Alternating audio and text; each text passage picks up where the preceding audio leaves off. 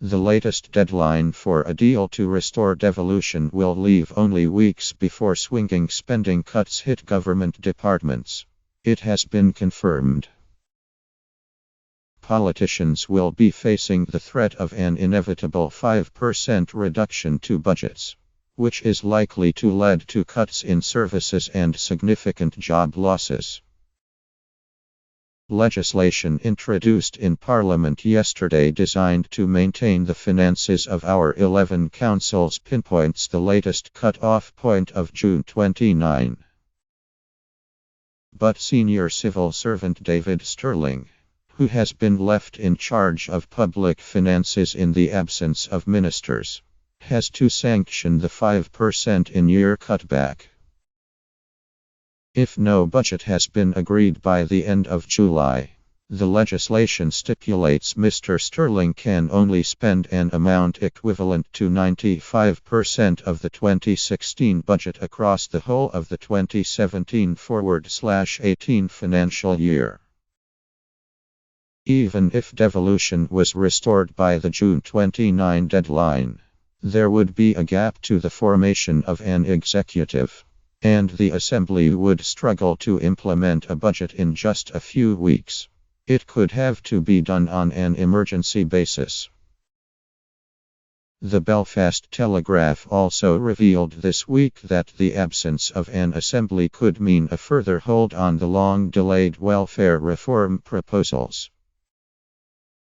Ulster Unionist leader Robin Swan warned the election should not distract parties from the financial problems. While the Secretary of State has provided some further breathing space to allow an executive to be formed, no one should forget that we are rapidly heading towards a real budget crisis, he said. Parties cannot be complacent about this window and allow Northern Ireland to endure further weeks of rudderless drifting. While some may be keen to now switch full tilt into election mode, we need to remember that just last month the people of Northern Ireland elected 90 MLAs to make decisions locally. That can't just be brushed off until after June 8.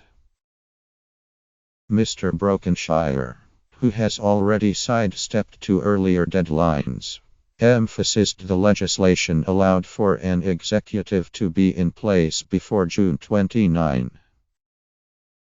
But the reality is that the five main parties are unlikely to shift back into negotiation mode until after the results of the general election, likely to be the week beginning Monday, June 12. He said providing flexibility for a new administration in the aftermath of the national poll was the right thing to do. Since the Assembly election on March 2, our focus has been on re-establishing inclusive, devolved government, he said. The forthcoming general election does not change that. This bill will therefore enable an executive to be formed in the coming days should an agreement be reached. However, if an agreement is not possible before the general election, it is right that we provide flexibility for an incoming government to act in the best interests of Northern Ireland, and the space for the parties to conclude a deal. This bill gives the parties the legal authority to convene the Assembly, appoint ministers and get on with the resumption of devolved government at any point up to June 29. His bill will provide the setting of a Northern Ireland regional rate, enabling household bills to be issued in their usual cycle of 10 monthly payments.